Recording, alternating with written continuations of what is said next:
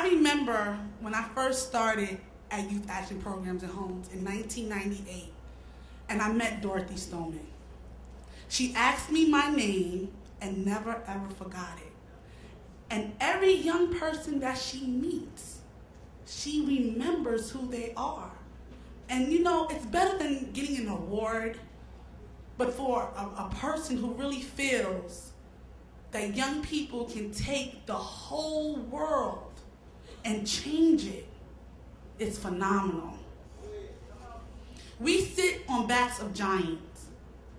And Dorothy Stoneman knew that when she joined the civil rights movement, and when she listened, and not preached, but listened to what young people had to say.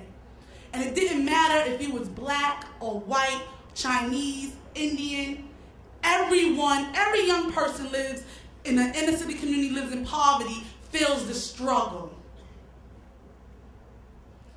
But what makes her so special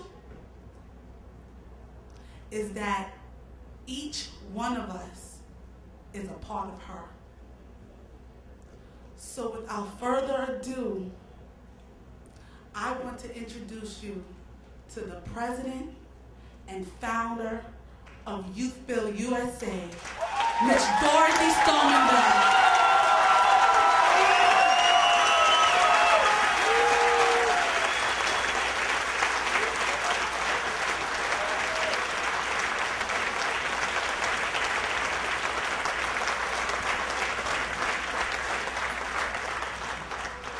I didn't know Michael and Nina were going to team up on me, but I should have known, right? Because they're always up to good things. So I'll tell you, I didn't know what to do today because I feel every which way. You know, I feel like I could just sob. I could stand up here and just sob in front of the all of you. We believe in crying around here, right? And we know we have to cry if we're going to make it through. I could laugh and jump up and down and scream because there's so much joy among us at reaching this moment. Isn't there? Aren't you happy today?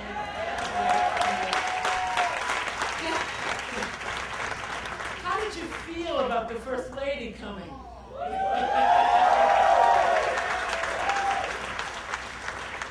And I could be nervous about not saying the right thing, or why didn't I write my whole speech, you know? Because I was so focused on everything we had to do.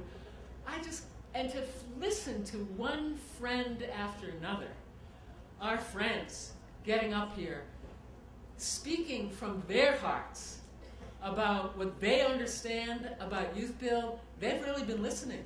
They have listened to you. They have watched. They have understood.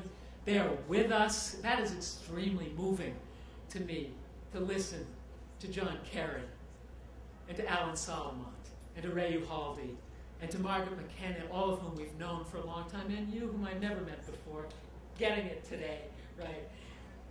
And Eleanor Holmes Norton, did she leave?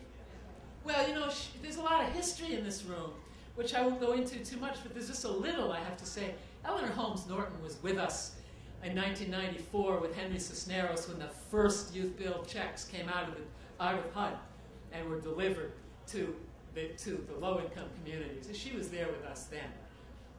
Roy Priest is standing in the back. Roy Priest is now chairman of our board.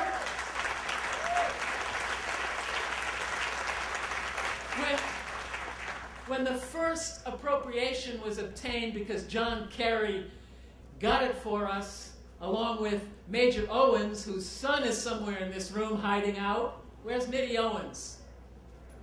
He was here earlier. We had the sons of some of the fathers of Youthbuild coming to support us. But Roy Priest was there when the first appropriation came, and he went to Henry Cisneros and he said, I want to run this program. This is a program that fits with community economic development. Let me have it. And he took it and ran with it and did a great job. And now he's chairman of the board of Youthbuild USA, because once in Youthbuild, always in Youthbuild, right?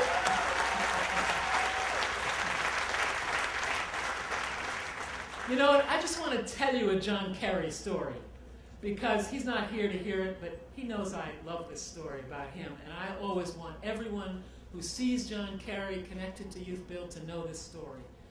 Because when I first came to DC, and I didn't know what I was doing, and I was a little girl from the hood, basically. I didn't come from the hood, but I'd been there for quite a while, and they looked at me as that kid from East Harlem.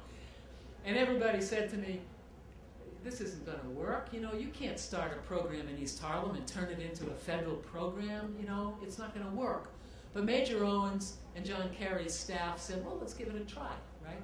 So we wrote the law, and then Bruce Katz, some of you know Bruce Katz, because he later became chief of staff at HUD, and he's at Brookings Institute.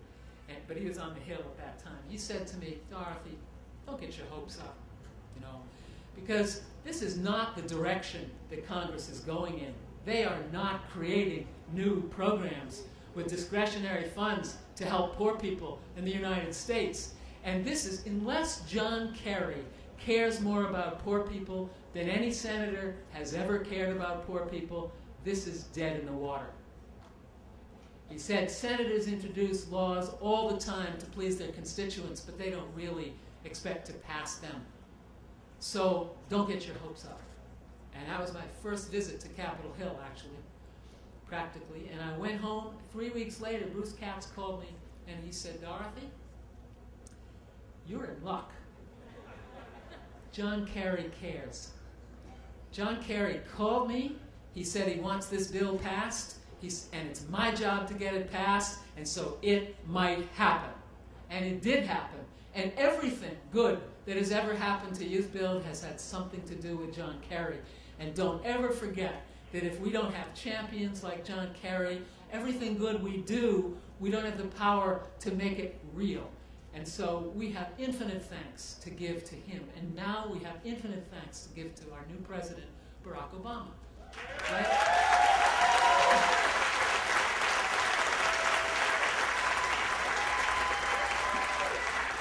Because these are people like you, like Ellie, who plans to be the governor of California, right? Like John Lewis, who is expected to join us. I don't know if he's anywhere in the room yet. Is John Lewis here? But John Lewis, John Kerry, Barack Obama, they started on the outside. They started as critics of injustice. They started as fighters to change something which they saw was wrong. John Kerry was trying to end the war in Vietnam. John Lewis was trying to end segregation and racism in the United States. And they made a decision to do what they had to do. And Barack Obama was doing community organizing in Chicago. They all made a decision to figure out how to get the power to make the change from the inside. And we are infinitely grateful to them for making that decision. That is a hard decision to make, a hard decision to implement, and for all of the people like Alan Solomon who have been behind them to make sure that they succeed, because they can't succeed if they don't have champions who know how to bring the resources together. None of us can succeed without the champions that are sitting in this front row.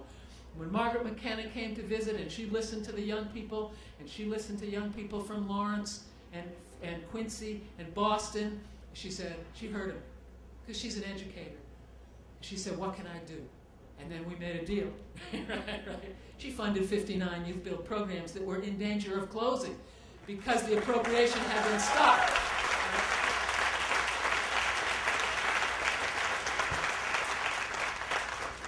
But as I listened to everybody who spoke already, and they all said the truth, and I was so happy that they were saying the truth to all of you, there's one truth I was thinking, okay, so what's not being said that I need to say? And we said it to each other last night when we had a gathering of 100 Youthbuild directors who are now in this room.